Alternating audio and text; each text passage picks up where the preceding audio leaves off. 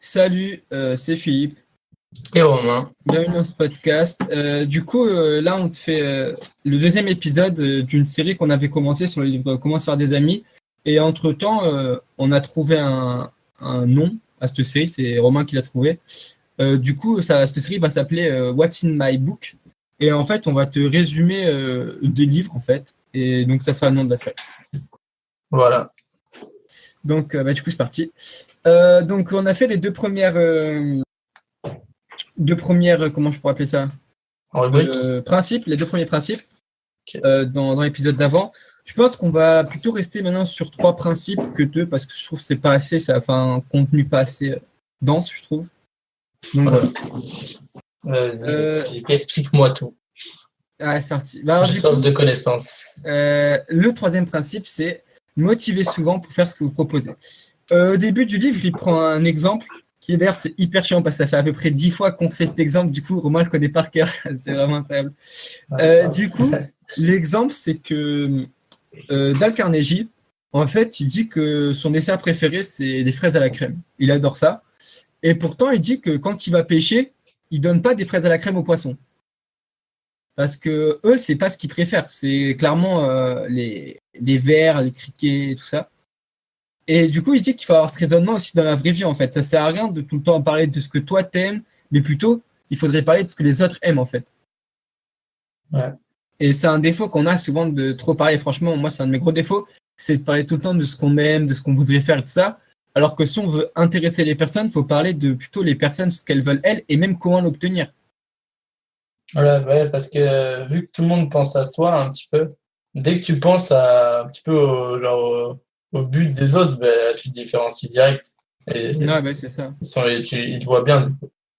Et d'ailleurs, je sais pas, c'est dans ce chapitre-là qu'il dit, mais il dit quel que soit ton métier, que tu sois boucher, ingénieur ou n'importe quoi d'autre, la personne à qui tu préfères penser, c'est toi, quoi.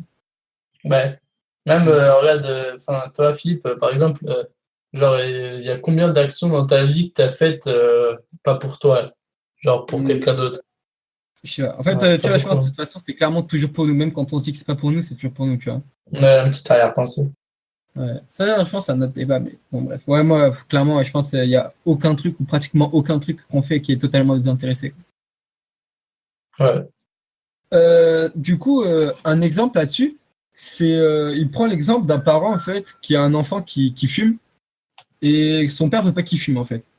Et du coup, lui dire voilà, comme tout le monde dit, ouais, c'est pas bon, tout ça, tu vas mourir, je sais pas quoi, ça sert strictement à rien en fait.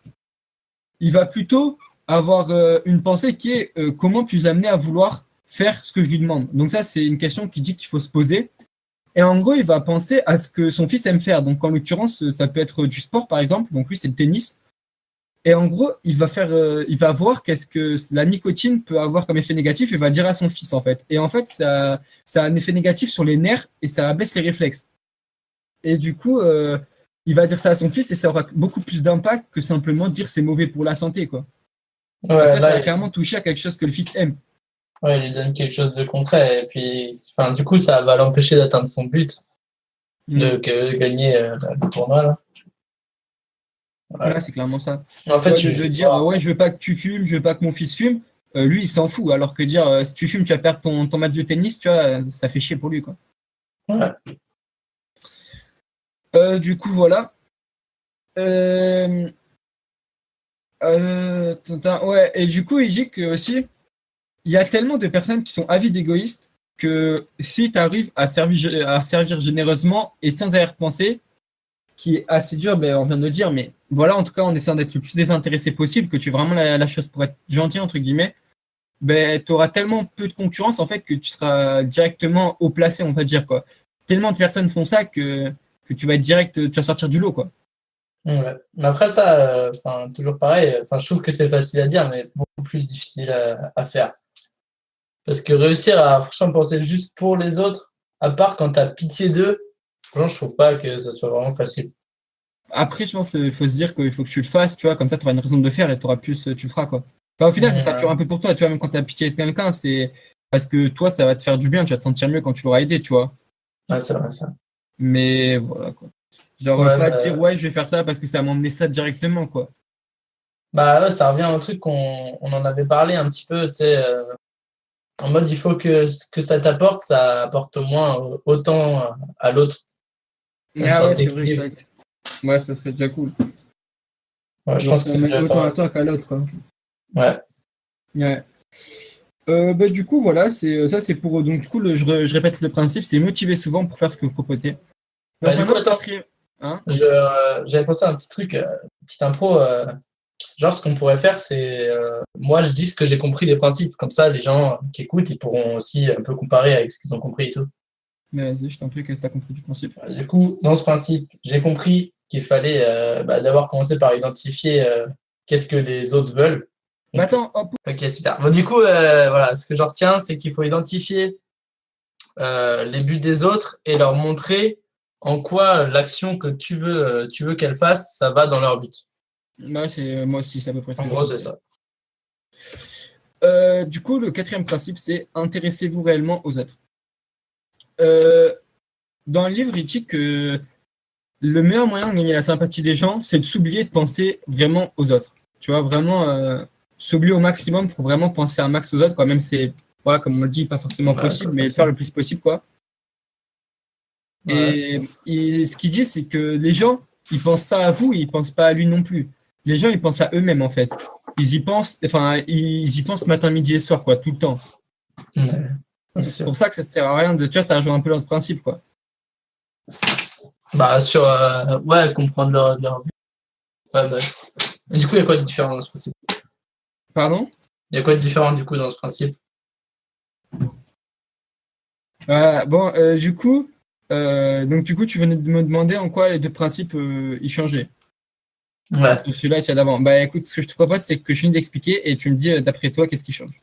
bah, vas-y. Du coup, on a pris une petite citation qui est d'Alfred Adler, qui est l'individu qui ne s'intéresse pas à ses semblables est celui qui rencontre le plus de difficultés dans l'existence et nuit le plus aux autres. Voilà. Euh, il dit aussi que donc voilà, il faut vraiment s'intéresser aux autres et tout ça, mais que par contre, essayer d'impressionner et attirer l'attention, ça va juste attirer des gens qui sont pas sincères et qui vont pas vouloir tomber en fait. Ouais, bah, ça fait penser un peu aux gens qui deviennent riches et puis il y a masse de gens vraiment, genre, juste intéressés qui viennent les voir. Ouais, c'est Ouais, ça quoi. Ah ouais, je pense de toute façon, c'est pas possible d'avoir une relation, on va dire, saine avec une personne si comment je peux dire ça? Tu vois, si tu de l'attires avec base, des trucs que tu as fait, parce que les jours où tu feras des trucs pourris, bah du coup, elles vont plus t'aimer. Enfin, tu vois, c'est pas logique. il faut qu'elle t'aime pour toi et pas pour ce que tu fais. Ouais. Bah après, ça peut rentrer en jeu, mais il faut pas que tu sois là en train de dire ouais, l'autre jour j'ai fait un truc de ouf et tout ça, tu vois. Puis en plus, souvent, tu sais, les mecs comme ça, enfin, souvent, ils s'attribuent un petit peu le rôle du mytho, quoi, Honnête. tu vois. Ouais. Donc, voilà. Et il va encore au-dessus de ça, de fait de te dire que juste c'est hyper important et tout. Il dit clairement qu'en fait, ça peut te rendre plus heureux, en fait. Il dit clairement ça va. Enfin, lui, il parle de transformation de vie. Je sais pas si c'est vraiment le cas, peut-être, mais en gros, ça va te permettre d'en profiter, en fait, de vraiment. Juste si tu arrives à t'oublier et d'écouter les gens, bah, en fait, tu vas être vraiment beaucoup plus intéressé et tu vas apparemment mieux vivre. Donc, voilà. Et aussi, donc voilà, c'est vraiment le truc le plus important, mais il faut vraiment retenir de ce principe, c'est que l'intérêt et l'admiration sincère, ça attire la sympathie, quoi. Et la vraie sympathie, quoi, pas des faux amis ou des personnes après qui vont critiquer quand vous n'êtes pas là ou des choses comme ça, quoi. Ouais. Donc voilà, est-ce que tu as vu la différence du coup entre les deux Ouais, principes? bah, alors moi, en fait, le principe, tu vois, le premier principe, je le dirais un petit peu en plus, en mode convaincre les autres, tu vois, genre ça parle plus des autres. Celui-là, je trouve qu'il parle plus de soi, tu vois. Pour avoir des véritables amis, faut qu'ils t'aiment pour ce que tu es, pas ce que tu fais. Enfin, moi, ce que j'en ai retenu un petit peu d'après une discussion. Et aussi, ce que tu viens de dire, ce que je viens d'oublier là. C'était quoi le dernier truc que tu avais dit? C'était que ça attire la sympathie des gens d'être sincère. Ah oui, voilà. Donc, voilà. Déjà ça, déjà ça, voilà, pour avoir des vrais amis. Et le truc de la psychologie de vie, qu'en fait, écouter les gens sans penser à soi, et bah, en vrai, c'est hyper intéressant, je pense. Parce que du coup, tu peux un petit peu étudier, analyser leur psychologie. Et puis, c'est hyper, C'est pas clair. valorisant, mais ça t'apprend beaucoup. Ouais, tu vois, t'apprends à t'intéresser, tout ça. Ben ouais, à un moment, t'as l'exemple dans un livre d'un vieillard qui se fait un peu chier dans sa vie et qu'en faisant ça, il a envoyé un témoignage Dale Carnegie en disant qu'il a retrouvé goût à la vie et tout ça. Donc, voilà. Ça peut être Ouais, franchement, c'est vraiment un truc à mettre en place. Après, je pense que c'est un truc qui n'est pas facile à mettre en place comme ça, mais faut y penser, en fait, simplement. Bah, Philippe, je te propose de faire ça pendant 2-3 semaines et on fait un petit compte-rendu. Ouais, après, clairement, en plus, moi, c'est un gros défaut, c'est que je parle tout le temps de moi et j'écoute assez peu les gens. En fait, là, souvent, je rapporte à moi, en plus, c'est vraiment le pire truc. Ouais, j'avoue, c'est pas mal, toi. Tu vas travailler sur toi, petit. Bah, écoute, je vais essayer. Du coup, le 5e principe, c'est ayez le Ah, donc, juste, on va rappeler le principe. Le 4e principe, du coup, qu'on vient de vous résumer, c'est intéressez-vous réellement aux autres. 5e principe, c'est ayez le sourire. En gros, il dit que avoir le sourire, c'est la meilleure façon de faire bonne impression directement. Dans le livre, il nous dit qu'il aimait beaucoup Maurice Chevalier, qui est un acteur, je crois, si je dis pas de bêtises. Ouais, c'est un acteur, un écrivain, chanteur, danseur, bon, bref, ouais, beaucoup de choses. Et voilà. Et que du coup, il a fait un repas avec lui, donc il était hyper excité à l'idée de faire ça et ça. Et en fait, pendant le repas, il s'est fait chier, il était hyper déçu en fait. Et à un moment dans la soirée, il a eu un sourire sincère en fait, Maurice Chevalier. Et pour Dale Carnegie, ça a clairement éliminé la soirée, quoi. Tu vois, d'un coup, la soirée, à partir de ce moment de sourire, il a dit c'est comme un rayon de soleil à travers les nuages, quoi, tu vois. Ça a vraiment. Comment dire, ouais, tu vois, la soirée a été nulle jusqu'au moment où il a souri, ça a embelli le truc, quoi. Ça a tout changé. Voilà. Et ouais, du coup, il dit que un sourire, même les actes en général, comment tu vas te comporter physiquement et tout ça, c'est supérieur aux paroles, quoi. Tu vois, entre un sourire et un mec qui fait la gueule et qui dit je suis content de te voir, tu vois, il n'y a pas photo, quoi. Ouais. Après, ouais, je trouve que, tu vois, genre les actes et le corps, tu vois, tu peux pas trop mentir, alors que tu peux dire que tu es content de voir, tu vois, c'est pas si dur à dire. Alors que paraître heureux, c'est beaucoup plus dur déjà. Ouais, bah, c'est sûr. Tu vois, quand tu te fais chier, je veux dire, quand t'es un mec que t'as pas envie de voir, tu vas pas lui sourire. Par contre, tu peux lui dire, ah, cool, t'es là, tu vois. Ouais, voilà. Donc, c'est ce qui dit que c'est mieux. Enfin, ouais, vaut mieux être sincère par les actes, ça va permettre de se voir, quoi, que les paroles. Et de ce que tu viens de dire, justement, que c'est plus dur de se forcer, il dit comment faire quand t'as pas envie de sourire et tout ça. Pour lui, il nous dit que l'action, c'est même pas pour lui, ça a été prouvé scientifiquement, que en fait, l'action vient pas des pensées, en fait, mais l'action vient en simultané avec les pensées. Donc, en gros, si tu te forces à sourire, tu vas être heureux techniquement. Et il y a des études là-dessus qui prouvent que plus tu souris dans une journée, plus tu seras heureux et tout ça. Et du coup, j'ai fait clairement une liaison qui n'existe pas. Plus tu seras heureux, plus tu seras heureux. Et donc, du coup, il dit la même chose que ouais, si tu n'as pas envie forcément de sourire à une personne ça, tu te forces.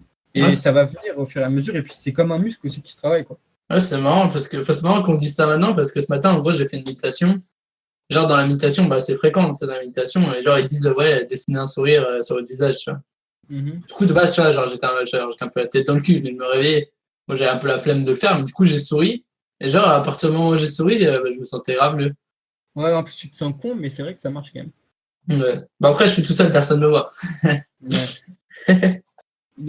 En vrai, c'est vrai, souvent, si t'es dans un mood un peu nul et que tu vas te conforter dedans, à dire après tu vas être encore plus dans un mood pourri, alors que si tu essaies d'oublier, de commencer à sourire, rigoler et tout, forcément tu vas être mieux, quoi.